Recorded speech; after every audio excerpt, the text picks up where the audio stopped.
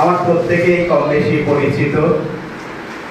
তার কারণ বিভিন্ন আনুষ্ঠানিকতার মধ্যে আমি আপনাদের শরীক হয়ে আসি, আপনাদের সঙ্গে মেলামেশা করি, আলোচনার আলোকে নিজেকে প্রতিনিয়ত সমৃদ্ধ করি। সঞ্চালনার ক্ষেত্রে যার কাছ থেকে আপনারা আমার কথাটা শুনলেন, বাস্তবিক পক্ষে আমার মনে হয় সমস্ত ছাত্রই শিক্ষকের গুণগান করে। সেই সূত্রে ও আমার কথা একটু বেশি বলে দিয়েছে। অতটা হয়তো আপনাদের জন্য করতে পারি না, তবে এইটুকু বলতে পারি, আপনাদের মাঝে এলে আমি খুশি হই, তৃপ্ত হই, আনন্দিত হই। মঞ্চ আলো করে যারা আছেন তাদের মধ্যে আমাদের এই জামাতের রাজ্য সম্পাদকের দায়িত্ব যিনি পালন করেন, তিনি আমার একাধারে ছাত্র এবং সহকর্মী।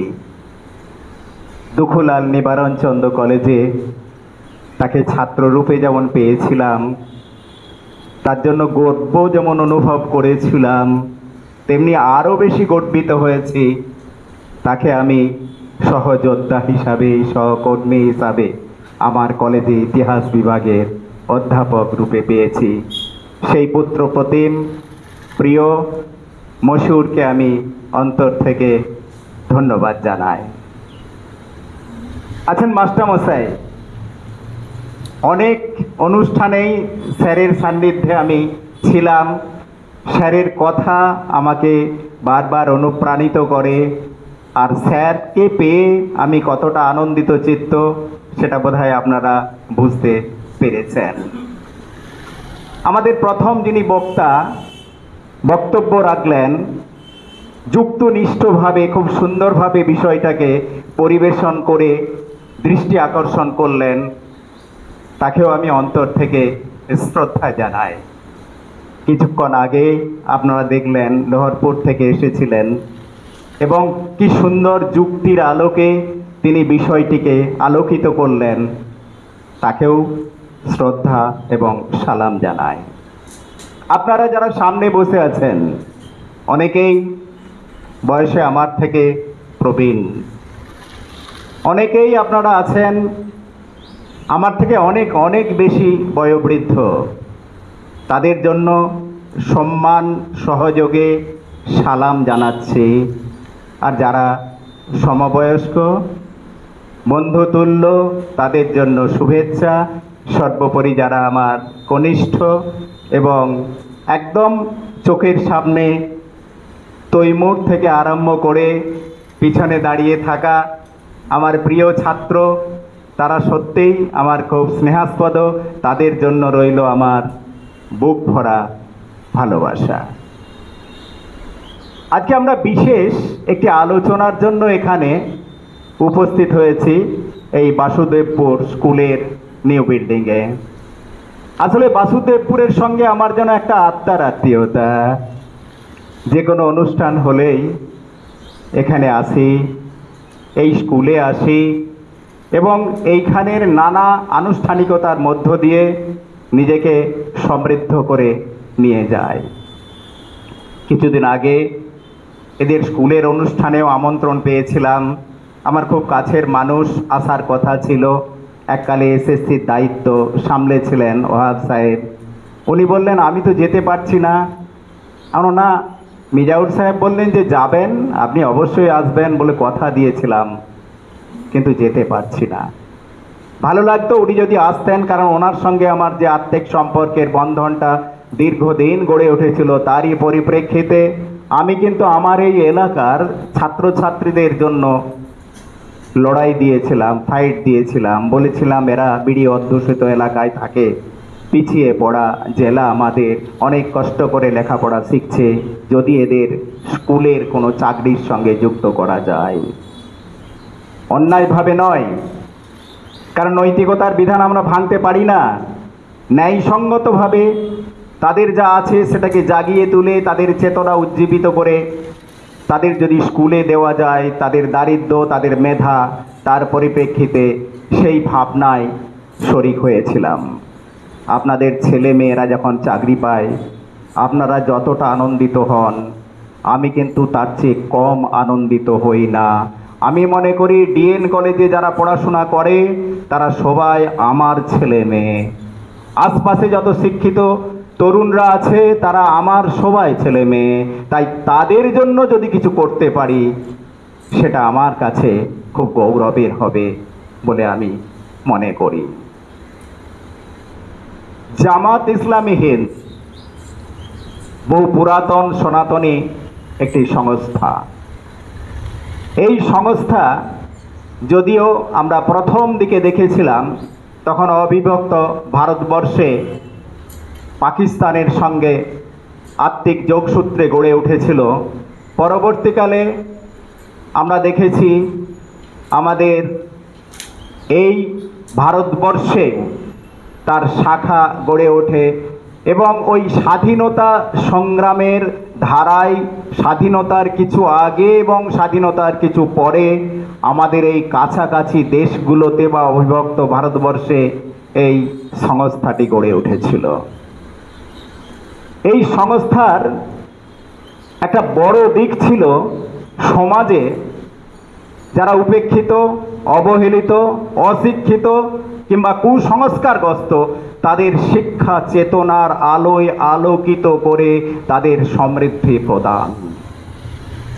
এই দৃষ্টিকোণ এই সংস্থাকে কেবলমাত্র আমাদের এই বঙ্গে নয়, আমাদের সমগ্র ভারতবর্ষে, প্রতিবেশী দেশে, গোটা পৃথিবীতে শ্রদ্ধা এবং সম্মানের সিংহাসন দিয়েছে।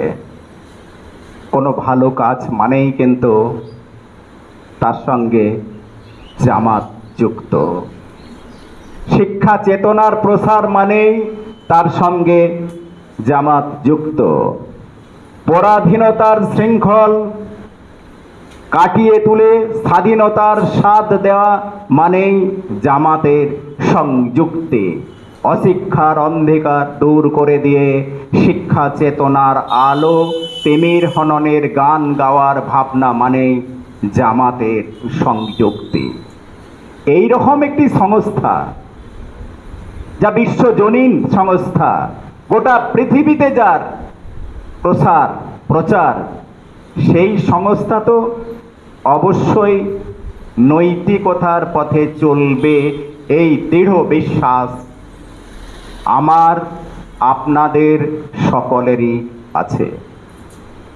তাই আজকের এই আলোচ্য বিষয় নৈতিকতা কেন্দ্রিক এবং স্বাধীনতা সংশ্লিষ্ট ক্ষেত্রকে যুক্ত করে আমি মনে করি এটা সত্যিই একটি অসাধারণ বিষয়, যুগোপযোগী বিষয় এবং এই রকম আলোচনা প্রয়োজন। একেবারেই গ্রামগঞ্জ থেকে জেলা, রাজ্য, দেশ ছাড়িয়ে আন্তর্জাতিক স্তরে এই ধরনের আলোচনার প্রয়োজনীয়তা আমরা মর্মে মর্মে উপলব্ধি করি। স্বাধীনতার ঠিক বিপরীতে আছে পরাধীনতা। আসলে পরস্পর বিরুদ্ধ কথা। আমরা যখন পরাধীন ছিলাম তখন আমাদের একটি স্বাধীন রাষ্ট্রীয় চিন্তা চেতনা তেমনভাবে ছিল না।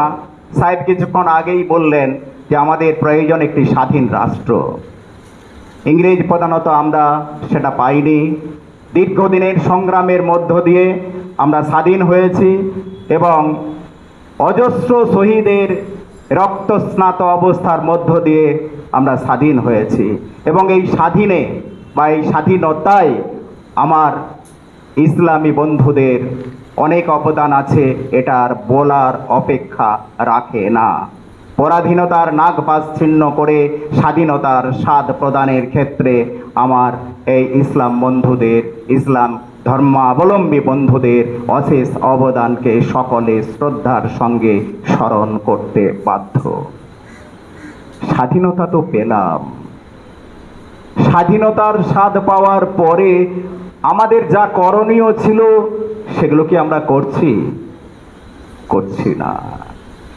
আর করছি না বলেই তো আমাদের প্রয়োজন হলো এই চিন্তাটাকে গঠনমূলক দৃষ্টিকোণ থেকে নিয়ে যাওয়ার প্রয়োজন হলো। মহান সৃষ্টিকর্তা যে শান্তির বাণী গোটা বিশ্বে প্রচার করতে চেয়েছিলেন, মহান সৃষ্টিকর্তার দৃষ্টিকোণ থেকে যে নির্দিষ্ট বিধিবিধান আছে, যে স্বাধীন চিন্তা চেতনা আছে, প্রকৃত স্বাধীনতার দিক আছে, সেইটাকে প্রসারিত করার।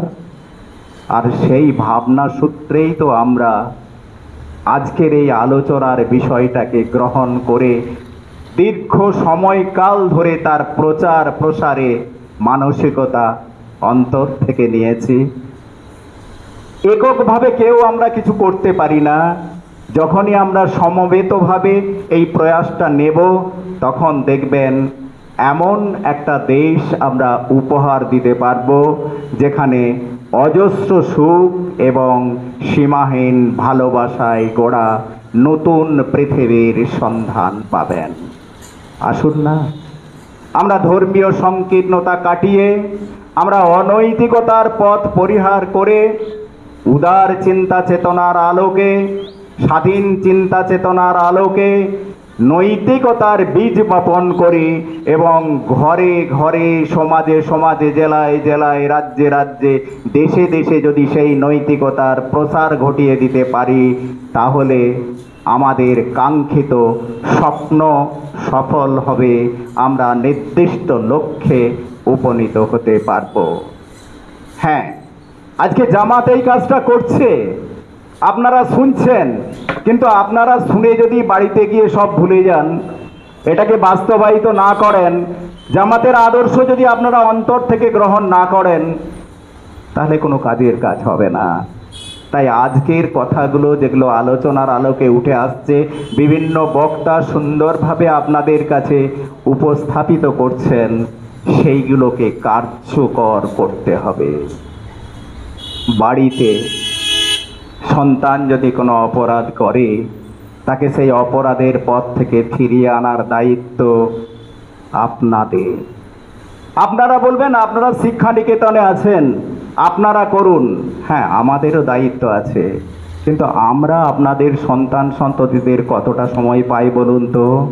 আপনারা তো প্রায় 24টা ঘন্টায় তাদের সান্নিধ্যে থাকেন।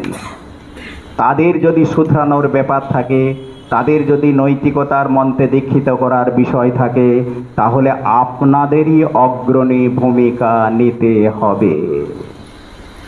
মুখে বললেন চুরি করা মহাপাপ, করো না।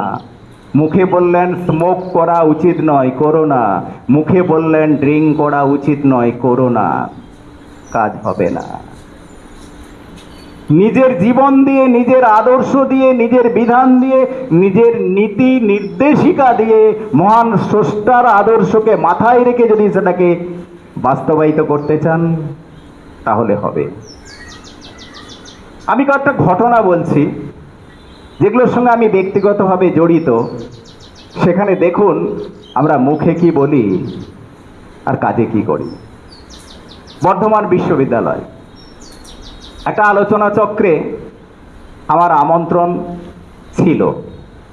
বক্তা হিসাবে এমন একজন ব্যক্তিকে পেয়েছিলাম যিনি খুবই নামি দামি, চলচ্চিত্র জগতেও খুব যুক্ত, এবং সত্যি কথা বলতে কি আলোচনার বিষয়টা ছিল বাংলা সাহিত্য এবং চলচ্চিত্র। যেহেতু সাহিত্যের লোক, তাই আমার আমন্ত্রণ সেখানে ছিল। কৃতি ছাত্র হিসাবে বর্ধমান থেকে বেরিয়েছিলাম বলে আলোচনা শুরু হলো। যিনি এসেছিলেন বা যারা এসেছিলেন তাদের আলোচনা আমি শুনে সমৃদ্ধ হলাম, নিজেও কিছু বললাম। সব আলোচনা শেষে ওই বিশিষ্ট ব্যক্তিত্ব, যিনি যথেষ্ট নামি দামি, তিনি একটি কলেজেরই তখন অধ্যাপক, তিনি আমাকে বন্ধুর মতো নিতেন। একদম নাম ধরে দুজন দুজনকে হয়তো দা বলে ডাকতাম বা দাদা বলে ডাকতাম, নাম ধরেও ডাকতাম। বললো, সুনীল দা, লাল জলের ব্যবস্থা নেই? কষ্ট করে হলেও বলি, তার অনেক উন্নতি হয়েছে। নাম করছি না, কাউকে ছোট করতে চাচ্ছি না। তিনি মন্ত্রী আর আমি একটা সাধারণ কলেজের অধ্যাপক। ঘটনাটা দেখুন, তিনি যেগুলো বললেন কাজে কি করলেন? তার বক্তব্য ছিল চলচ্চিত্র, সেখানে কিন্তু মদের প্রসঙ্গ উঠেছিল, সাহিত্য মদের প্রসঙ্গ উঠেছিল, অথচ তিনি আলোচনা শেষে মদের খোঁজ করছেন। অদ্ভুত। আপনারা জানেন ইসলামে মদ নিষিদ্ধ, আপনারা অবশ্যই সেটাকে মান্যতা দেবেন, কারণ আমাদের যিনি মহান স্রষ্টা তারই মাধ্যমে আমরা এই বার্তাটা পেয়েছি। কিন্তু ওইখানে কি হলো বলুন তো? অদ্ভুত ব্যাপার। একটা আলোচনা চক্রে গেছি, ধূমপান নিষেধ সংক্রান্ত আলোচনা। সবাই গরম গরম বক্তৃতা দিলেন, আমিও শুনলাম, আমাকেও দু চার কথা বলতে হলো। বক্তৃতা শেষে মঞ্চের বাইরে এসে দাঁড়িয়েছি, যিনি সবচেয়ে গরম গরম বক্তৃতা দিয়েছিলেন তিনি পকেট থেকে বের করে অগ্নিসংযোগ করে, বুঝতেই পারছেন এই রকম করলে চলবে না। আপনার সন্তানকে যদি আপনি বলেন ড্রিঙ্ক করিস না, ধূমপান করিস না, অথচ আপনি যদি ড্রিঙ্ক করেন, ধূমপান করেন, আপনি যদি উপরওয়ালার নির্দেশ না মানেন, আপনি যদি সেই নৈতিকতার পথে না চলেন, তাহলে তো সম্ভব হবে না। তাই আপনাকে একেবারে ঘর থেকে, বাড়ি থেকে এই জিনিসটা দিতে হবে। সাংসারিক জীবনে মায়ের অবদানটা আপনারা প্রত্যেকেই জানেন। মা যদি নৈতিকতার দিকটাকে মূল্য দেন, তাহলে সন্তান কিন্তু সেই পথে হাঁটবে। কারণ মায়ের আদর্শ, মায়ের কথা সন্তান যেভাবে গ্রহণ করে, অন্য কারো কথা সেইভাবে গ্রহণ করে না। আপনারা প্রত্যেকেই জানেন, বাবা, মা এবং শিক্ষক এরাই কিন্তু ভাবি প্রজন্মের মানবিক চিন্তা চেতনা জাগ্রত করে দেন। তাদের কাছে ঋণী পরবর্তী প্রজন্ম।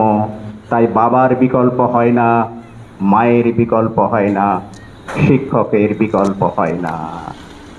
কিন্তু এখন আমরা সেই নৈতিকতার চিন্তাধারাটাকে অন্তর থেকে পোষণ করছি কিনা এ নিয়ে সন্দেহ, সংশয় জাগছে। ফলশ্রুতি হিসাবে পরবর্তী প্রজন্মও কিন্তু অন্য রকম হয়ে যাচ্ছে। কিছুক্ষণ আগে মোবাইলের প্রসঙ্গ এলো। রোজগার যতই হোক মোবাইলটা দিতে হবে, না হলে তুল কালাম কাণ্ড, মহাভারতীয় যুদ্ধক্ষেত্র প্রস্তুত হয়ে যাবে। সন্তানের দাবি, দুর্বল চিত্তে মোবাইলটা কিনে দিচ্ছি। আমি বলছি না যে মোবাইলের সব খারাপ দিক আছে, ভালো দিকও আছে। করোনার সময় মোবাইল আপনারা দেখেছেন, হ্যাঁ, হাতের মুঠোর মধ্যে মোবাইল নিয়ে গোটা পৃথিবী আপনারা প্রদক্ষিণ করতে পেরেছিলেন, গোটা পৃথিবীর সঙ্গে যোগসূত্র হয়েছিল। আমিও এখানে বসে বক্তৃতা দিয়েছি, গোটা ভারতবর্ষ এমনকি বাইরেও সেটা শুনেছিল এবং তাদের বক্তৃতাও আমরা শুনেছিলাম। ভালো দিক আছে, কিন্তু এত বেশি খারাপ দিক আছে। সেই খারাপ দিকগুলো কিন্তু আমাদের নষ্ট করছে, আমাদের নৈতিকতার পথ থেকে সরিয়ে নিয়ে যাচ্ছে। ফলে উত্তরসূরি যারা আসছে সেই প্রজন্ম, সত্যি কথা বলতে কি, দুর্নীতি এবং নৈতিকতার নানা ভালো দিক থেকে সরে এসে ওই দুর্নীতির বড় বড় ক্ষেত্রে নিজেদেরকে জড়িয়ে দিচ্ছে। এটা কাঙ্ক্ষিত নয়। এইভাবে সমাজ গড়ে উঠবে না, সমাজের ভালো হবে না। তাই আমাকে সব সময় খেয়াল করতে হবে যাতে করে আমার ভাবি প্রজন্মের জন্য, আগামী যারা আসবে তাদের জন্য নৈতিকতার বীজ বপন করে দুর্নীতিগ্রস্ত চেতনাটাকে একেবারে সরিয়ে দিয়ে প্রকৃত দেশ গড়ে তুলতে পারি, প্রকৃত সমাজ গড়ে তুলতে পারি, প্রকৃত মানুষ গড়ে তুলতে পারি। জামাত ইসলামী হিন্দ সেই কাজটা কিন্তু অন্তর থেকে করছে, আর অন্তর থেকে করছে বলেই কিন্তু আজকে আপনাদের মতো এত সুধীজনকে পেয়েছি। আপনারা সমৃদ্ধ হচ্ছেন, আমিও সমৃদ্ধ হচ্ছি, এবং আপনাদের এই সমৃদ্ধির রেশটা গোটা সমাজে ছড়িয়ে পড়বে এবং তার আলোকে আমরা জোর গলায় বলতে পারবো, নৈতিকতায়, স্বাধীনতার বীজ মন্ত্র, নৈতিকতায় স্বাধীনতার ভিত্তি, অনৈতিকতার পথে আর যাই হোক না কেন কারো মঙ্গল হয় না, কারো শুভ চেতনা হয় না, কারো ভালো কিছু হয় না। নানা ধর্ম, নানা জাতি, নানা সম্প্রদায়ের মানুষজন আছেন, তাদের ধর্মীয় নানা গ্রন্থ আছে, তাদের ধর্মীয় নানা মহাজন আছেন, বিশিষ্ট ব্যক্তিরা আছেন, তারা প্রত্যেকেই কিন্তু নৈতিকতার কথা বলেন, শান্তি প্রতিষ্ঠার কথা বলেন, মানব কল্যাণের কথা বলেন, সমাজ উন্নয়নের কথা বলেন। আর সেইগুলোকে যদি আমরা মাথায় রাখি, তাহলে আমার মনে হয় আমাদের এই সেমিনারের যে বিষয়টা আজকে নির্ধারণ করেছেন, সেই বিষয়টা অবশ্যই সার্থকতার লক্ষ্যে পৌঁছে যাবে। আরও অনেক বক্তা আছেন, খুব বেশি সময় আপনাদের নিতে পারলাম না, কারণ এত সুধীজন আছেন এবং আমার এখানে আসার মূল টার্গেটটাই হচ্ছে আমি নিজেকে সমৃদ্ধ করব, আপনাদের কথা শুনব, আপনাদের কাছ থেকে কিছু জানব এবং পরবর্তীকালে যদি কোথাও আমার আমন্ত্রণ আসে সেই কথাগুলো তাদের মধ্যে ছড়িয়ে দেব। তাই সকলকে আমি পুনর্বার শ্রদ্ধা, সালাম, শুভেচ্ছা ও ভালোবাসা জানিয়ে, বিশেষ করে অনেক পরে এসেছেন আমার বন্ধু প্রতিম হেড স্যার, তার উদ্দেশ্যে আমার আন্তরিক শ্রদ্ধা, শুভেচ্ছা, সালাম জানিয়ে আমি থামলাম। ভালো থাকুন সকলে। বিশ্ব স্রষ্টা আপনাদের সবার মঙ্গল করুন।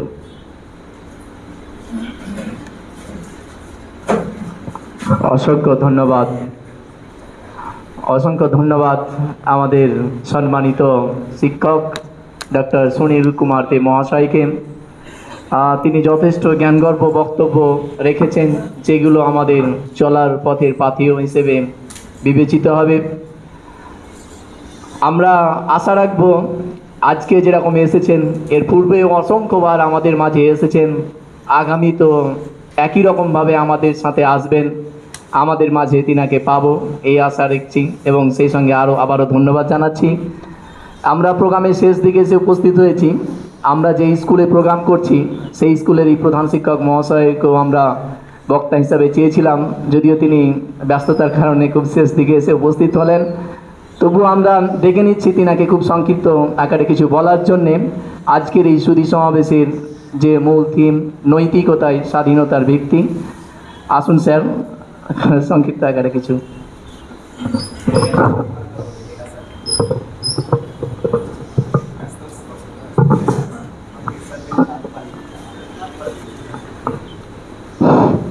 আসসালামু আলাইকুম।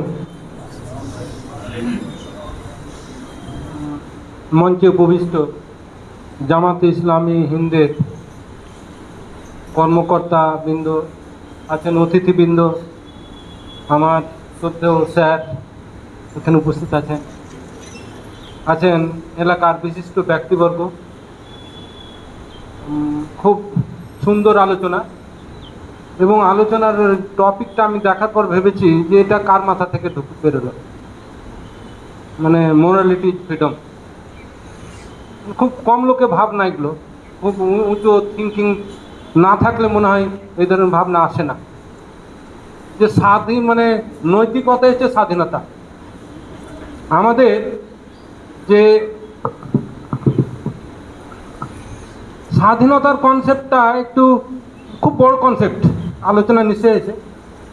মূল কথা হচ্ছে স্বাধীন মানে হচ্ছে আমরা আমাদের যে অভিব্যক্তি, আমাদের যে অধিকার, আমি যেটা চাই সেটা করতে পারা, স্বাধীনতা। সত্যি কি তাই? আমরা পারি না সব কিছু, আমরা যা চাই তাই পাই না, যা বলতে চাই সেটাও বলতে পারি না অনেক সময়। আর এই স্বাধীনতা আমার ততটুকুই মানে প্রযোজ্য আমার ক্ষেত্রে, যতক্ষণ না অন্যের স্বাধীনতা বিঘ্নিত হচ্ছে। স্বাধীন আমি স্বাধীনতা মানে উপভোগ করব, অন্যর কোনো প্রকার স্বাধীনতা মানে বিঘ্নিত হোক, তাহলে সে স্বাধীনতার তো কোনো অর্থ হয় না। আর এটার জন্যই দরকার এই মোরালিটি। নৈতিকতা। আপনার মনে হয়েছে আপনার একটা জায়গা আছে, চৌকোনা হতে হতে একটা কোথায় কম হচ্ছে, তো পরের একটা জায়গা একটু চেপে দিই, এটা তো আপনার স্বাধীনতা যে একটু চেপে দিতে পারে, কিন্তু অপরের তো মানে স্বাধীনতা বিঘ্নিত করে পারেন না। আর এইখানে আসে নৈতিকতা, যে আপনি কি পারেন? এই নৈতিকতা, যদি নৈতিকতা কোথায় কোথায়, আর আমার তো মনে হয়েছে যে নৈতিকতার দিকে দেখতে গেলে ইসলামে যেভাবে নৈতিকতার কথা বলা হয়েছে, হাদিস এবং কোরআনে যেভাবে নৈতিকতার উপরে গুরুত্ব দেওয়া হয়েছে, সেই নৈতিকতাগুলো যদি আমরা নিজেদের সমাজে এবং ব্যক্তি জীবনে দেখতে পাই, তাহলে তো মনে হয় কারোর স্বাধীনতা হরণ করা তো দূরে থাক, বিন্দু মাত্র বিঘ্নিত হবে বলে মনে হয় না। আমরা নৈতিকতা কোথায় বুঝবো? নৈতিকতা সেইখানটাই বুঝি যেটা আল্লাহ আমাকে করতে বলেছেন, আর কিছু জিনিস আছে করতে মানা করেছেন। আর এই নৈতিকতাটুকু থাকে, তাহলে আমার মনে হয় না যে কারো কোনো প্রকার স্বাধীনতা বিঘ্নিত পারে। আমি মুসলিম, আমি একটা হিন্দুর স্বাধীনতা কখনো বিঘ্নিত করতে পারি না যদি আমি সত্যিকারের মুসলিম হই। একজন যদি ধার্মিক হিন্দু হয়, সে কখনো মুসলিমের স্বাধীনতার হরণ করতে পারে না, কারণ তো সে ধর্ম শিখায় না, এটা নৈতিকতা এটা শিখায় না। আমি নামাজ পড়তে যাব, মসজিদে যাব, কোনো হিন্দু বা কোনো হিন্দু সংগঠন এটা আমাকে বিঘ্নিত করতে পারে না, এই অধিকার কাটতে পারে না যে তুমি মুসলিম, তুমি নামাজ পড়তে পারো না, কারণ এটা নৈতিকতার বিরোধী। আর নৈতিকতা বিরোধী হলে সেটা অধর্মর কাজ, সেটা ধর্মের কাজ হতে পারে না, সে যে ধর্ম হতে পারে। আমি মুসলিম, একটা হিন্দু কোথাও পূজা করেও আমি পূজাতে বাধা দিব, তাহলে আর যাই হোক, আমি ইসলামের কনসেপ্টের বিরোধী করছি যে তোমার ধর্ম তোমার, তো সে তো মানছি না। তাহলে এটা খুবই দরকার, এই মুহূর্তে খুব দরকার। নৈতিকতা যে স্বাধীনতা একদম অ্যাপ্রোপ্রিয়েট একটা টপিক, আর এটা জামাত ইসলাম যেটা গ্রহণ করেছে, আমার খুব মনে হয়েছে যে এক সময় উপযোগী একটা টপিক। যখন ভারতবর্ষ দাও দাও করে কমিউনালিজমের মানে জ্বলছে, যখন সম্প্রদায় সম্প্রদায় ভেদাভেদ, যখন ব্যক্তি ব্যক্তিত্বের ভেদাভেদ, যখন দেখি উঁচু নিচুর মধ্যে ভেদাভেদ, জেনারেশনের মধ্যে ভেদাভেদ, এই যে নিচু যা ছোট ছোট বাচ্চাগুলোকে দেখি যে স্কুল কম আসছে, বাড়িতে বেশি থাকছে, কারণটা কি? কারণটা হচ্ছে মোবাইল নিয়ে, যেটা বলছে মোবাইলে নাকি গেম খেলছে, বই পড়ার থেকে গেমের দিকে তার আকর্ষণ বেশি। এখানেও বলি যে ছোট বাচ্চার বলা হয়, এডুকেশনিস্টরা বলছে যে ওকে করতে দিন, ও যেটা ভালো বুঝে, কিন্তু আবারও যদি নৈতিকতার ব্যাপারটা চলে আসে, এই শিক্ষাটা আমি নিজের জীবন দিয়ে শিখাই। আমি চলাচলে স্যার বলছিলেন যে নিজে আগে করুন তারপরে তো বলুন। খুব একটা কাহিনী আছে নবী সাহেবের, যে কাকে যেন বলেছিল যে মিষ্টি খাওয়ার জন্য, বলছে একটু মানা করে দেন, ততক্ষণ পর্যন্ত বলেনি যতক্ষণ নিজে প্র্যাকটিস করেছিল এটা, যে আমি আগে খাওয়া বন্ধ জন্য ওকে বারে বারে ঘুরিয়ে পাঠাচ্ছিল। তো এইটাই হচ্ছে নৈতিকতা, এটাই এর মাধ্যমে শিক্ষা দেওয়া। এর চাইতে জ্বলন্ত উদাহরণ আর কি হতে পারে? নৈতিকতা এটা বলে যে বাবা মার প্রতি কীভাবে আচরণ করতে হয়।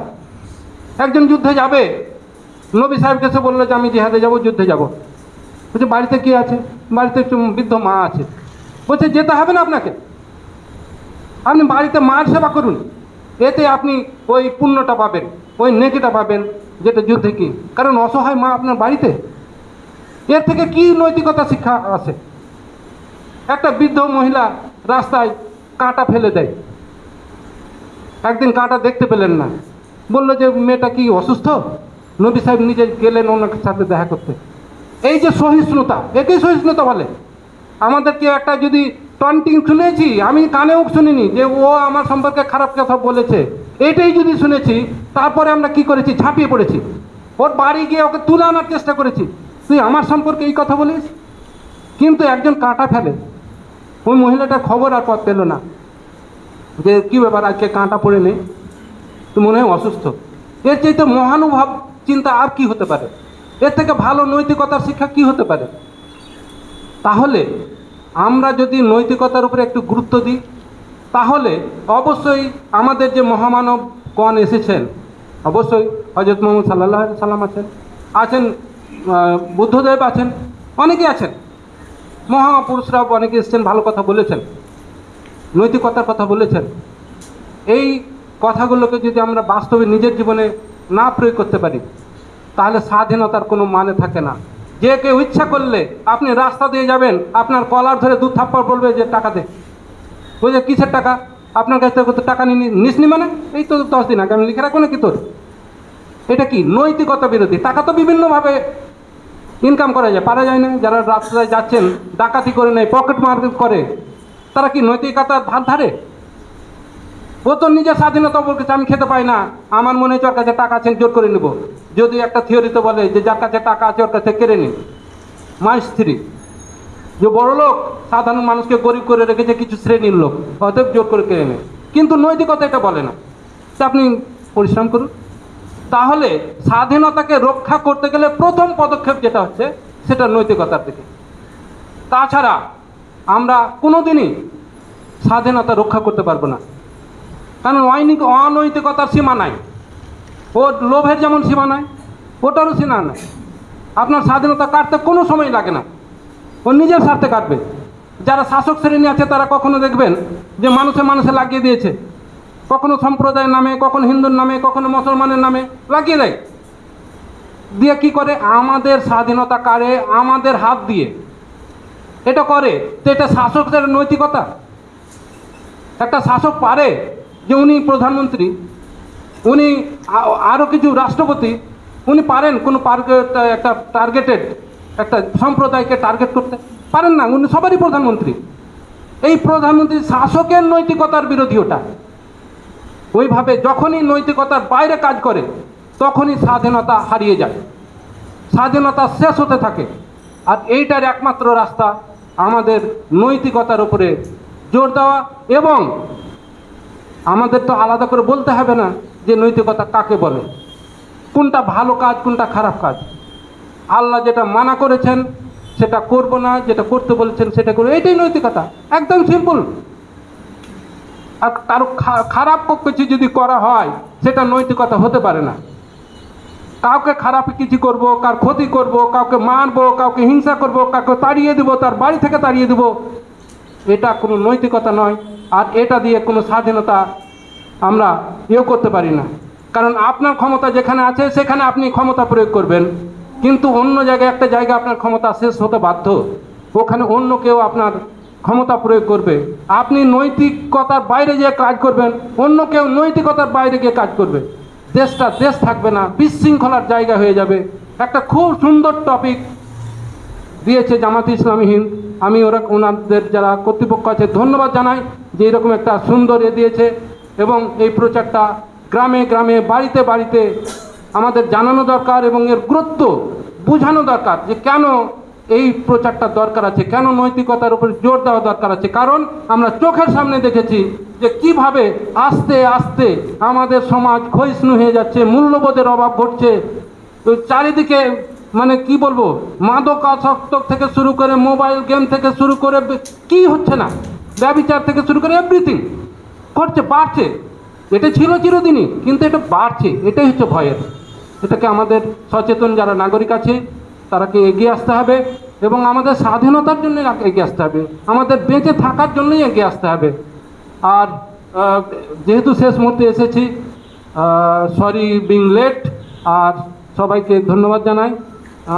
বিশেষ করে স্যার আছেন, বাকি যারা আছেন, আমি এই বিদ্যালয়ে প্রধান শিক্ষক হিসেবে বলি যে এরকম প্রোগ্রাম আপনারা অবশ্যই করবেন। আমাদের এই বিদ্যালয় যথেষ্টভাবে যদি লাগে অবশ্যই সাহায্য করবে।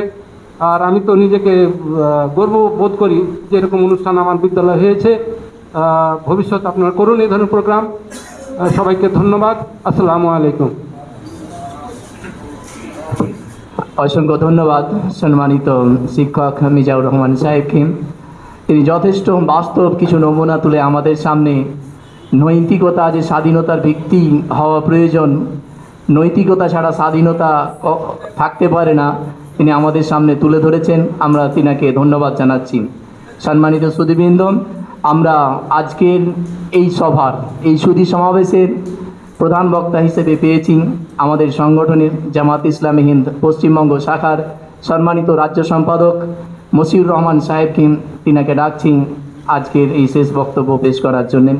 আপনাদের সামনে আসছেন সম্মানিত মশিউর রহমান সাহেব।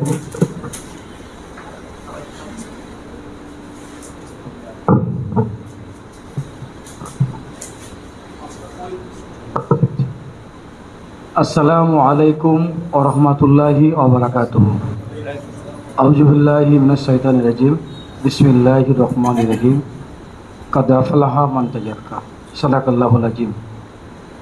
প্রশংসা মাত্রই মহান রব্বুল আলামিনের, যার অশেষ রহমতে আমাদের বাসুদেবপুরের বিভিন্ন এলাকা থেকে আমরা একটি মনোজ্ঞ আলোচনা অর্থাৎ এই সুধী সমাবেশে আমরা হাজির হতে পেরেছি। সেই জন্য আমরা মহান স্রষ্টার শুকরিয়া জ্ঞাপন করছি, আলহামদুলিল্লাহ। অতঃপর নৈতিক বিধিবিধানের যিনি প্রবর্তক বা পথ প্রদর্শক, যার আলোকিত পথে যে আইএমএ জাহিলিয়াত, যে আরব বিশ্বে যে নগ্নতা, অশ্লীলতা বা বেহায়াপনার যে সয়লাব বইছিল, সেটাকে উচ্ছেদ করে নৈতিক বিধিবিধান প্রবর্তন করে সেখানে একটা আলোকিত সমাজ গড়ে তুলেছিলেন, সুন্দর দেশ গঠন করেছিলেন বিশ্ববাসীর জন্য, যা দৃষ্টান্ত সে মানবতার মূর্ত প্রতীক হযরত মুহাম্মদ মুস্তাফা সাল্লাল্লাহু আলাইহি সাল্লামের প্রতি শান্তি বর্ষিত হোক। আল্লাহুম্মা সাল্লি আলাইহি আল্লাহুম্মা বারিক আলাইহি। আজকে এই সুধী সমাবেশে উপস্থিত রয়েছেন সম্মানিত শিক্ষক অধ্যাপক ডক্টর সুনীল কুমার দে মহাশয়, অ্যাসোসিয়েট প্রফেসর, ডিএনসি কলেজ। উনি আমারও শিক্ষক, ওনাকে আমি যথাযোগ্য সম্মান প্রদর্শন করছি।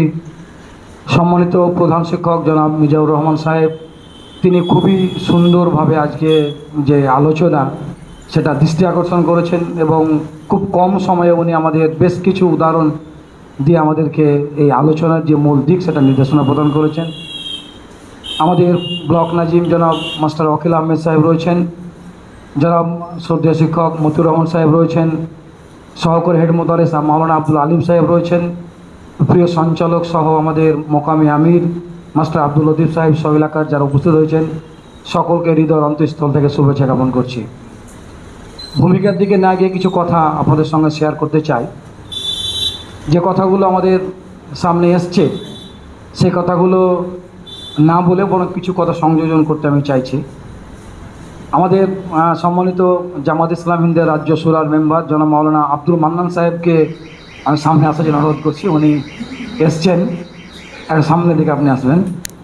তা আমাদের এই আলোচনা আপনারা ইতিমধ্যে শুনেছেন যে জামাত ইসলামীহীন গোটা ভারতবর্ষ জুড়ে মোরালিটি ইজ ফ্রিডম, নৈতিকতায় স্বাধীনতা, দুটো ট্রাম নিয়ে আমাদের এটা আমরা প্রচার অভিযান চালাচ্ছি। আমাদের প্রধান শিক্ষক মশাই খুবই সুন্দর বলেছেন বিষয়টা, যে এত প্রবলেম, এত সমস্যা আমাদের সম্মুখে রয়েছে। জাতিগত সমস্যা রয়েছে, আমাদের দেশের ফ্যাসিবাদের সমস্যা রয়েছে, স্বৈরাচারের সমস্যা রয়েছে, নানা ধরনের ভাতৃদ্বন্দ্বের সমস্যা রয়েছে, অনেক প্রবলেম রয়েছে আমাদের। কিন্তু জামাত এই ভাবনাটা শেয়ার করেছে বা জামাত যে ভাবনা নিয়ে ক্যাম্পেইনটা করছে সেটা নিঃসন্দেহে মহৎ একটা উদ্দেশ্য রয়েছে, যেটা তিনি তুলে ধরেছেন এবং স্যার সহ সমস্ত বক্তারা সেটা উল্লেখ করেছেন। এটা বাস্তবতা যে স্বাধীনতা মানুষের একটা সহজাত প্রবৃত্তি। মানুষ স্বাধীন ভূখণ্ড দরকার, মানুষের স্বাধীনতা দরকার, মানুষ স্বাধীনভাবে চলাচল করবে, স্বাধীনভাবে সে তার জীবন চালন করবে, এটা একটা মৌলিক অধিকারের মধ্যেই পড়ে এবং এটা মহান আল্লাহ তাআলা সেটা দান করেছেন। এটা আমাদের যেমন বর্তমান রাষ্ট্র কাঠামো বা বর্তমান চিন্তাশীলরা যেমন বলেছেন, যুগে যুগে নবী রাসূলরাও সেটা বলেছেন এবং মহান আল্লাহ নিজেই বলেছেন যে মানুষ পৃথিবীতে যে আগমনের পরে তার যে স্বাধীন চিন্তাভাবনা, স্বাধীন চেতনা, সমস্ত কিছু আল্লাহ তাআলা তাকে প্রদান করেছে এবং এটা আমাদের স্বাভাবিক দাবি। আপনারা জানেন যে যখন মানুষ এই স্বাধীনতা বিসর্জন দিয়ে যখন মানুষের দাস হিসেবে নিজেকে উপস্থাপন করার চেষ্টা করেছে, উদাহরণ আপনারা অনেকেই জানেন যে যখন ফেরাউন যাকে আমরা বলি, মোজেস মুসা আলাইহিস সালাম, আমাদের প্রফেট, ফেরাও কী করলো? সমস্ত মানুষকে দাস বানিয়েছিল, পুরুষদেরকে হত্যা করার নির্দেশ প্রদান করেছিল, নারীদেরকে দাসী করার নির্দেশ প্রদান করেছিল এবং একটা জুলুম নির্যাতন মানুষের সমস্ত অধিকারকে কেড়ে নিয়েছিল। সেই জায়গায় দাঁড়িয়ে আল্লাহ তাআলা প্রফেট পাঠিয়েছিলেন, নবী পাঠিয়েছিলেন এবং তিনি এর বিরুদ্ধে আওয়াজ তুলেছিলেন। তিনি মানুষের অধিকারের কথা বলেছিলেন, মানুষের বাঁচার অধিকারের কথা বলেছিলেন, মানুষের স্বাধীনতার অধিকারের কথা বলেছিলেন, নারীদের উপরে জুলুমের বিরুদ্ধে তিনি সোচ্চার হয়েছিলেন এবং যে জালিমি বা খোদাই দাবি করার যে অহংকার যে ফেরাও দিয়েছিল তার বিরুদ্ধে তিনি গর্জে উঠেছিলেন। এবং এটা নতুন, এটা অনেক হিস্ট্রি, আমরা ইসলামের হিস্ট্রিতে বা ভারতবর্ষের প্রাচীন হিস্ট্রি বা বিভিন্ন জায়গায় আমরা দেখবো, সেখানে হচ্ছে যে অনেক নবী রাসূল যারা এসছেন, অনেক প্রফেট এসছেন, যারা এই অন্যায়ের বিরুদ্ধে কথা বলেছেন, মানুষের স্বাধীনতার কথা বলেছেন। আপনারা অনেকে জানেন যে ফেরাউনের মতোই নমরুদের কথা আপনারা শুনেছেন, যিনি নিজেকে স্রষ্টা দাবি করেছিলেন এবং সমস্ত দিক থেকে মানুষের অধিকারকে কেড়ে নিয়ে তিনি নিজেকে গোটা পৃথিবীর খোদা বলে নিজেকে দাবি করেছিলেন। আপনারা জানেন যে ইব্রাহিম আলাইহিস সালাম তার সময় তিনি তার আন্দোলন জারি করেছিলেন। তিনি মানুষের অধিকার, ধর্মীয় স্বাধীনতার অধিকার, মানুষের চেতনার অধিকার, মানুষের মৌলিক অধিকার নিয়ে তিনি আন্দোলন করেছিলেন। বহু নবী রাসূল এসছেন। শোয়েব আলাইহিস সালাম আপনারা কথা জানেন, তিনি ওজনে যে কম বেশি হতো, যে জালিয়াতি করা হতো ব্যবসা বাণিজ্য, তার বিরুদ্ধে তিনি আওয়াজ তুলেছিলেন। মুসা আপনার লূত আলাইহিস সালাম আপনারা জানেন যে এখন জ্বলন্ত সমস্যা আমাদের মোরালিটির সঙ্গে, সেটা হচ্ছে হোমোসেক্স, সমকামিতা, যেটা এলজিবিটি আন্দোলন নামে এখন গোটা বিশ্ব জুড়ে মানে আপনার সয়লাভ বইছে, তিনি তার বিরুদ্ধে আওয়াজ তুলেছিলেন। তো প্রত্যেক নবী রাসূল, ঈসা আলাইহিস সালাম থেকে শুরু করে সমস্ত নবীরা যারা এসেছেন, প্রত্যেক নবী রাসূল মানুষের প্রভুত্বের বিরুদ্ধে আওয়াজ তুলেছেন। মানুষের যে মূল স্বাধীনতা, মানুষের যে চেতনা, মানুষের যে অধিকার, মানুষের সহজাত যে প্রবৃত্তি, স্রষ্টার প্রতি যে তাদের যে আনুগত্য কেমন থাকা উচিত, এর কথা তারা কিন্তু বলেছেন। ফলে এটা মানুষের স্বাভাবিক বিষয় এবং স্বাভাবিকভাবে মানুষ এটাকে গ্রহণ করবে, এটাকে মানবে, এটা চলবে, এটা তার অধিকার রয়েছে, এটা ইসলাম এটা স্বীকার করে এবং এটা দরকারও রয়েছে আমাদের। এবং আধুনিক বিশ্বে আপনারা জানেন যে আধুনিক বিশ্বে এই চেতনাটা মূলত আমেরিকার স্বাধীনতা যুদ্ধ, ফরাসি বিপ্লব, ঠিক সেই মুহূর্তে আপনারা জানেন যেটা গোটা ইউরোপ জুড়ে একটা স্বাধীনতার চেতনা গড়ে ওঠে নতুন করে। অনেক নতুন নতুন দার্শনিক তাদের বক্তব্য পেশ করতে শুরু করে, দার্শনিকরা তাদের বক্তব্য পেশ করে, রাষ্ট্রীয় ক্ষেত্রে অনেক বইপত্র লেখালেখি শুরু হয় এবং একটা স্বাধীনতার একটা নতুন ধারণা উত্থাপিত হতে থাকে। তো আপনারা জানেন যে সাম্য মৈত্রী স্বাধীনতা নিয়ে ফরাসি বিপ্লব ঘটেছিল, আমেরিকার স্বাধীনতা যুদ্ধের আপনারা ঘটনা জানেন। অনেক দার্শনিক তারা স্বাধীনতার পক্ষে অনেক কথা বলেছে, আপনারা অনেকেই সে নামগুলো জানেন।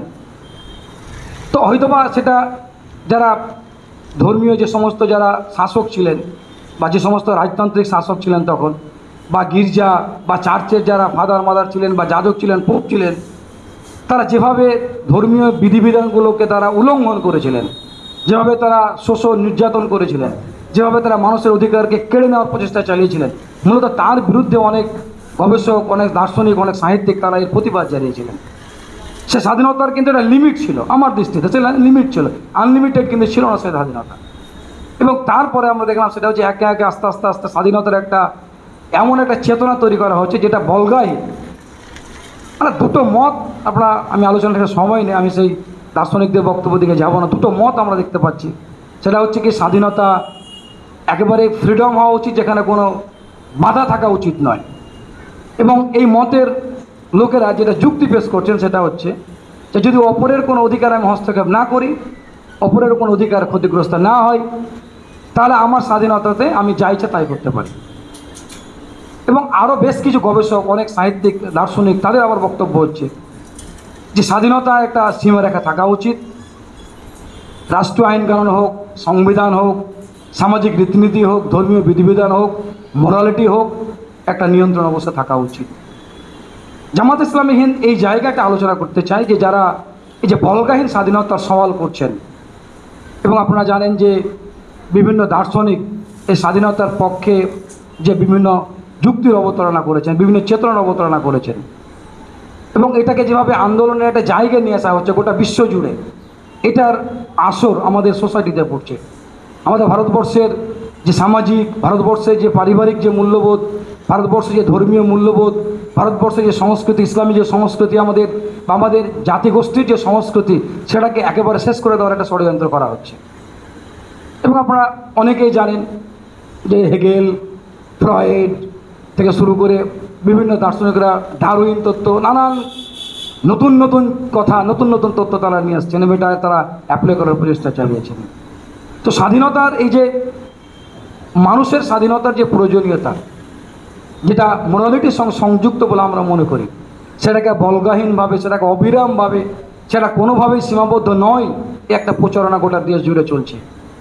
এবং আমরা মনে করি এটা পুঁজিবাদী চেতনার যারা ধারক বাহক বা পুঁজিবাদী দর্শনের যারা ধারক বাহক বা যারা এই মনুষ্য রচিত চেতনার সঙ্গে যারা সংশ্লিষ্ট ব্যক্তি বা যারা মনুষ্য জাতিকে ধ্বংসের দিকে নিয়ে যেতে চায়, যারা নিজেদের ফ্যাসিবাদী শক্তিকে, ফ্যাসিবাদী যে তাদের যে শক্তি সেটাকে করায়ত্ত করতে চায়, তারা এটাকে বল্গাহীনভাবে নিয়ে আসার প্রচেষ্টা চালাচ্ছে। এবং বিশেষ করে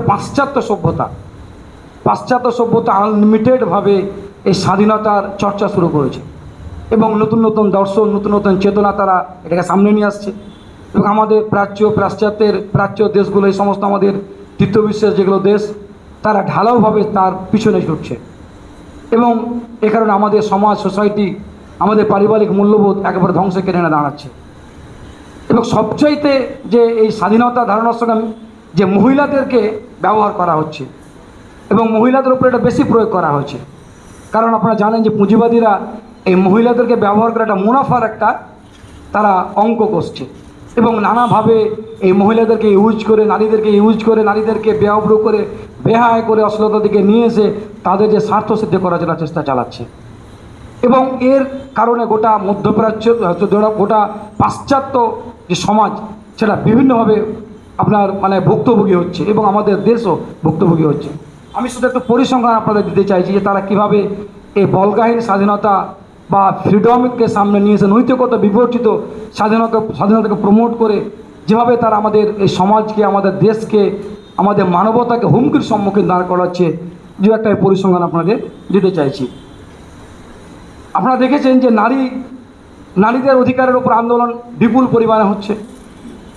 নারীদের পোশাকের স্বাধীনতা, নারীদের দেহের স্বাধীনতা, একটা স্লোগান আপনারা জানেন, সকলে হয়তো শুনেছেন যে আমার শরীর আমার অধিকার, আমার শরীরে আমি পোশাক পরবো কিনা সেটা আমার ব্যাপার, আমার শরীরে আমি কীভাবে ইউজ করবো সেটা আমার ব্যাপার, আমি কীভাবে ভোগ করবো সেটা আমার ব্যাপার। এটা নারীদের একটা, নারী আন্দোলনের একটা বড় স্লোগান।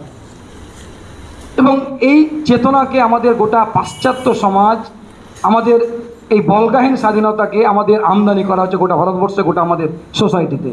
এবং এর ফলে আমরা দেখি সেটা হচ্ছে যে নারীদেরকে বিভিন্নভাবে পণ্যে মার্কেটিংয়ের একটা জায়গাতে নিয়ে যাওয়া হচ্ছে, আমাদের যুব সমাজকে সেই জায়গায় নিয়ে যাওয়া হচ্ছে। আমাদের পারিবারিক যে কাঠামো, আমাদের যে সামাজিক যে কাঠামো, সেটাকে ভেঙে পুরো টুকরো টুকরো করে দেওয়া হচ্ছে। এবং এটা এমন মোড়কে আনা হচ্ছে, এমন দার্শনিক তত্ত্বের মাধ্যমে আনা হচ্ছে, স্বাধীনতার একটা ভালো থিঙ্কিংয়ের মাধ্যমে আনা হচ্ছে, যেটা আমাদের সমাজকে তারা কীভাবে নষ্ট করে দিচ্ছে।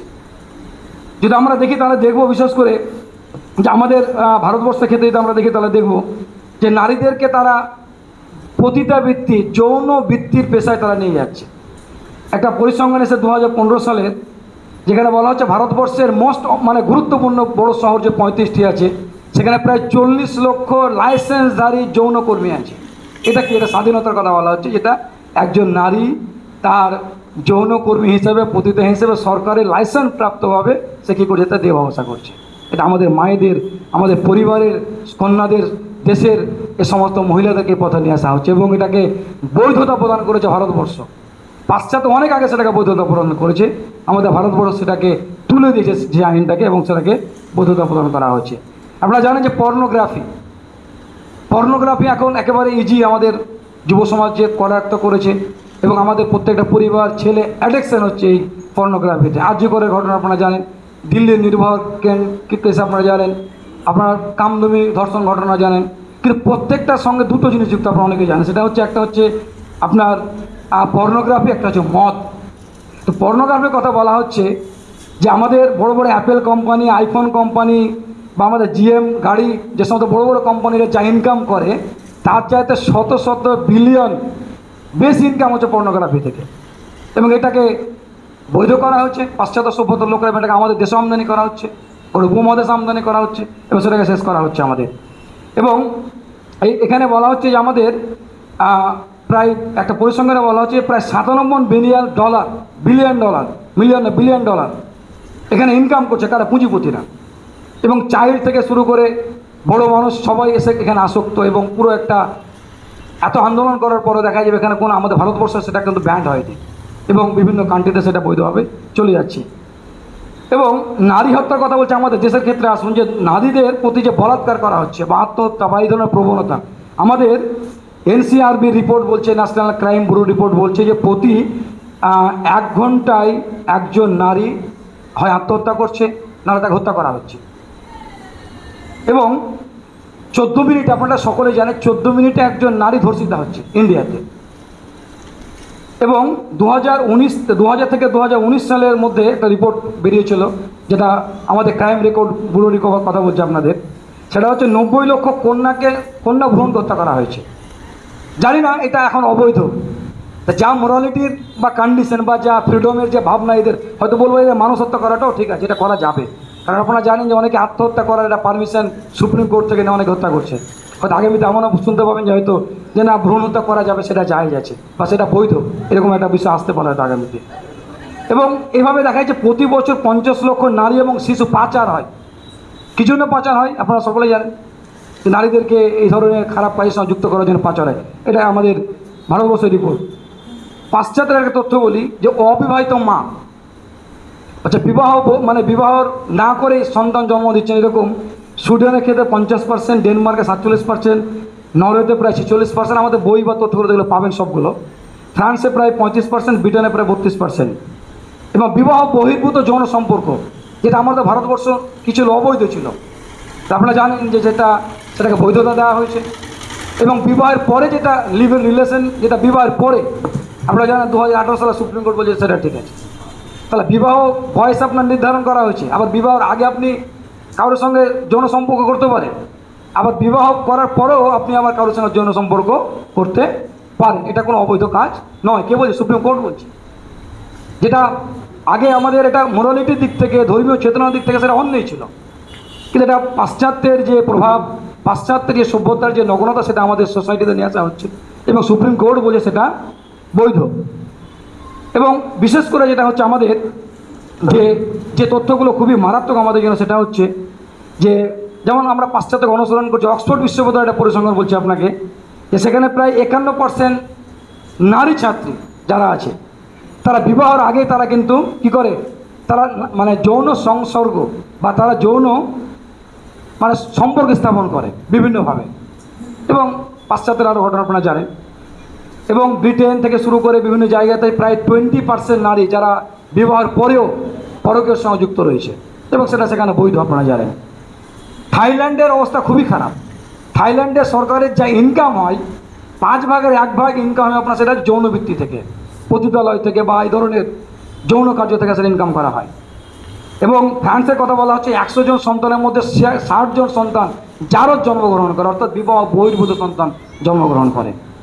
এবং ইন্ডিয়া টুডে রিপোর্ট বলছে ইন্ডিয়া পিছিয়ে নেই। ইন্ডিয়াতে প্রায় বলা হচ্ছে যে প্রায় 20% পুরুষ এবং 5% মহিলা যারা বিবাহ বহির্ভূত সম্পর্কের সঙ্গে যুক্ত হয়ে পড়েছে, যেটা ইন্ডিয়া টুডে রিপোর্ট। এবং সবচেয়ে আরও যেটা মারাত্মক, সেটা হচ্ছে আপনারা জানেন যে এলজিবিটি আন্দোলন, আর 5 মিনিট সময় আছে, এলজিবিটি আন্দোলন, যে লেসবিয়ান এবং আপনার গে, তারপর হচ্ছে আপনার বাইসেক্সুয়াল এবং ট্রান্সজেন্ডার, অর্থাৎ ছেলে এবং ছেলে বিয়ে করতে পারে, মহিলা এবং মহিলা বিয়ে করতে পারে, বিয়ে বলতে কি যৌন সম্পর্ক স্থাপন করতে পারে। এবং একজন মানুষ ছেলের সঙ্গে সম্পর্ক স্থাপন করতে পারে, মেয়ের সঙ্গে স্থাপন করতে পারে, আবার কেউ তার যৌন যে অঙ্গ সেটা পরিবর্তন করতে পারে। এই ধরনের বিষয়কে ভারতবর্ষ বৈধতা দিয়েছে, যেটা 1977 সাল পর্যন্ত ভারত আন্তর্জাতিক সংস্থা হু বলেছে এটা হচ্ছে মানসিক রোগ যারা এই সমস্ত বিষয়ে আক্রান্ত হয়। অথচ 1990 সালে পুঁজিপতিদের চাপে দেখা গেল সেটাকে জাতিসংঘ বলছে এটা কোনো মানসিক রোগ নয়। ভারতবর্ষ বলছে কি সেটা আমাদের বিজেপি গভর্নমেন্ট আসার পর সুপ্রিম কোর্ট রায় দিল, সেটা হচ্ছে যে না, এটা কোনো মানে অপরাধ নয়, এটা কোনো মোরালিটির সঙ্গে সম্পর্কিত নয়, কোনো মানুষ এটা করতে পারে। তাহলে কীভাবে আমাদের এই সোসাইটিকে, যুব সমাজকে দিকে নিয়ে যাওয়া হচ্ছে? আলোচনা এসছে মদকে কীভাবে আম করে দেওয়া হচ্ছে, আলোচনা এসছে আমাদের এখানে আরও নানা বিষয়, যেটা কীভাবে আমাদের সমাজকে শেষ করে দিচ্ছে। তো এই জন্য আমাদের এটা জামাত ইসলাম হিন্দের এটা একবার বড় একটা সাবজেক্ট, আমরা এটা বিতর্ক তুলতে চাইছি, এটা ডিবেট করতে চাইছি, এটা আমরা চ্যালেঞ্জ জানাতে চাই। যারা আজকে আধুনিক সভ্যতা ধ্বজাধারী, যারা পাশ্চাত্য সভ্যতা ধ্বজাধারী, যারা মনে করেন যে সোসাইটি, সমাজ, দেশ উন্নতির জন্য এই সমস্ত বিষয়গুলো দায়ী বা এই সমস্ত বিষয়গুলো প্রয়োজন, তাদের কাছে আমাদের চ্যালেঞ্জ যে মানবতার অগ্রগতির জন্য, মানবতার কল্যাণের জন্য, সমাজের কল্যাণের জন্য কি সত্যি কি আমাদের এই বলগান স্বাধীনতা প্রয়োজন? না, এর মধ্যে আমাদের নিয়ন্ত্রণ থাকা দরকার আছে। কারণ আমাদের যে ভবিষ্যৎ শিশু যারা জন্মগ্রহণ করছে, আমাদের যে পরিবার, আপনারা স্যার বলছিলেন খুবই গুরুত্বপূর্ণ কথা, যে আজকে অনাথ শিশু জন্মগ্রহণ করছেন, যারও সন্তান জন্মগ্রহণ করছেন, পিতামাতা আমাদের বৃদ্ধাশ্রমে যেতে হচ্ছে, এবং এই যে অনাচারগুলো তৈরি হচ্ছে, এটা আমরা মনে করি যে বলগাহীন স্বাধীনতার যে ধারণা, বলগাহীন স্বাধীনতার যে চেতনা সামনে নিয়ে আসছে, এটার জন্য এটা হচ্ছে বলে আমরা মনে করি। ইসলাম এজন্য এটাকে নস্যাৎ করেছে যে মানুষ স্বাধীনভাবে তার জীবন আচরণ করবে, মানুষ স্বাধীনভাবে তার অধিকার ভোগ করবে, মানুষ তার স্বাধীনতার ভিত্তিতে সব কিছু করতে পারে, কিন্তু তার একটা মোরালিটি থাকতে হবে, তার নৈতিক বিধিবিধান থাকতে হবে। মানুষ যা ইচ্ছা তা করতে পারে না।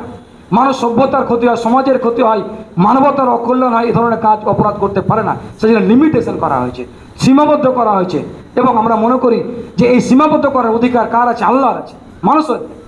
মানুষ মনে করতে পারে না আমার জন্য এটা মঙ্গল, এটা অমঙ্গল, এটা মানুষের অধিকার নেই তার নির্ধারণ করার। কারণ আমরা দেখছি যদি এই অধিকার মানুষকে দেওয়া হয়, তাহলে সমাজে যে অধপতন যা আমরা দেখছি সেটা আরও খারাপ জায়গায় পৌঁছাবে। তা আজকে জামাত ইসলামী হিন্দের আহ্বান, এটা আমাদের খুবই প্রাসঙ্গিক আহ্বান।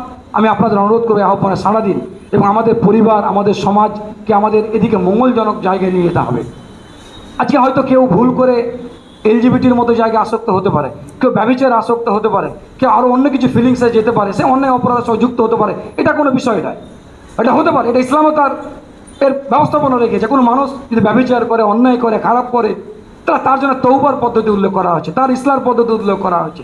যদি সে অপরাধ করে তার শাস্তি পানিশমেন্টের কথা উল্লেখ করা হয়েছে। ফলে এই অপরাধগুলো আমি বলছি না হবে না, এমনটা নয়, কিন্তু যখন মনে করা হবে যে না এলজিবিটি বা আমার পরকীয়াটা আমার এটা কি নাগরিক অধিকার, আমার স্বাধীনতার অধিকার, আমার আদর্শিক অধিকার, যখন মনে করা হবে যে বিয়ের পরেও আমার এটা অধিকার, যখন মনে করা হবে সন্তান হত্যা করাটা আমার অধিকার, আমার জীবনকে মেরে ফেলাটা আমার একটা অধিকার, যখন মনে করা হবে পোশাক না পরাটা আমার অধিকার, যখন মনে করা হবে যে পিতামাতাকে খেতে দেওয়া আমার দায়িত্বের মধ্যে পড়ে না, এটা আমার অধিকার, তাহলে বুঝতে হবে এই অধিকারের মধ্যে গলদ রয়েছে, এই স্বাধীনতার মধ্যে গলদ রয়েছে, এই স্বাধীনতা ভ্রান্ত, এই স্বাধীনতা আমাদের সমাজকে নষ্ট করার মূল চাবিকাঠি বলে আমরা মনে করি। সেই জন্য জামাত ইসলামী হিন্দ গোটা দেশ জুড়ে এই বলগাহীন স্বাধীনতার বিরুদ্ধে আমাদের আওয়াজ তুলতে বলেছে। কোরআন এবং হাদিসের অনেক আলোচনা, দৃষ্টান্ত পেশ করার বিষয় এখানে ছিল, কিছু এসছে, যেহেতু সময় আমাদের নিয়ে আলোচনা করতে চাইছি না, আপনারা অনুরোধ করব যে আমাদের মক্কার জীবন, মদিনার জীবন আপনারা দেখুন, যেখানে মদের সয়লাভ ছিল, যেখানে হত্যালীলা করা হতো, যেখানে ব্যভিচার ছিল, যেখানে সন্তানকে জীবন্ত পুঁতে দেওয়া হতো, কন্যা সন্তানকে, যেখানে নারীদের নিরাপত্তা ছিল না, সেখানে দেখুন মাত্র অল্প সময়ের মধ্যে সেখানে পুরো পরিবর্তন করে দেওয়া হচ্ছিল। কীভাবে সেটা সম্ভব হলো? মানুষকে মদের জন্য আইন করতে হয়নি, কোনো শাস্তি প্রদান করার জন্য আইন করতে হয়নি, মানুষ নিজে থেকে অপরাধ স্বীকার করে নিতে, আমার এটা ভুল হয়েছে, আমাকে শাস্তি দিই। মানুষ মদকে পরিত্যাগ করেছিল, পিতামাতার সম্মান তারা দিয়েছিল, নারীদের সম্মান দিয়েছিল, ইজ্জত দিয়েছিল, আব্রু তারা দিয়েছিল। কী চেতনায়? স্রষ্টা নির্দেশিত সেই পথের চেতনায়, সেই মোরালিটির চেতনায় আমরা এই সমাজকে, আমাদের কমিউনিটিকে সেই মোরালিটির দিকে আহ্বান করছি। তো সেই জন্য এই আলোচনাটা শেষ নয়, আপনারা এখান থেকে শুরু করুন, নিজের পরিবার, পরিজন, গ্রাম, সমাজ থেকে এই খারাপিগুলো দূর করার জন্য আপনারা সংঘবদ্ধভাবে বিভিন্ন হিন্দু, মুসলিম, জৈন, খ্রিস্টান সমস্ত মানুষকে নিয়ে, ধর্মীয় ভাইদের বোনদের নিয়ে এই আমাদের পরিবারের মধ্যে যে সমস্ত খারাপিগুলো ঢুকে যাচ্ছে সেগুলোকে বন্ধ করুন, এবং আমাদের পরিবারকে বাঁচান, সমাজকে বাঁচান, আমাদের মোরালিটিকে বাঁচান, এবং আমাদের সোসাইটিকে বাঁচান। এই আহ্বান থেকে আমি আমার কথা শেষ করছি। সকলকে ধন্যবাদ। আসসালামু আলাইকুম। শুক্রিয়া জনাব মশিউর রহমান সাহেবকে, তিনি আমাদের আজকের এই বিষয়ে জ্ঞানগর্ভ বক্তব্য রেখেছেন। আপনারা কেউ বাইরে যাবেন না, আমরা একটা ছোট্ট টিফিনের ব্যবস্থা রেখেছি, আপনারা টিফিন গ্রহণ করে সেটা যাবেন বাইরে। তো সম্মানিত সুধীবৃন্দ, আমরা আমাদের প্রধান অতিথি সম্মানিত ডক্টর সুনীল কুমার দে মহাশয়ের হাতে আমরা ছোট্ট একটা উপহার তুলে দিতে চাই। উপহারটি তুলে দেওয়ার জন্য আমি আহ্বান জানাচ্ছি জামাত ইসলামী হিন্দ পশ্চিমবঙ্গের যে পরামর্শ পরিষদ, তিনার সেই পরামর্শ পরিষদের সদস্য সম্মানিত মাওলানা আব্দুল মান্নান সাহেবকে।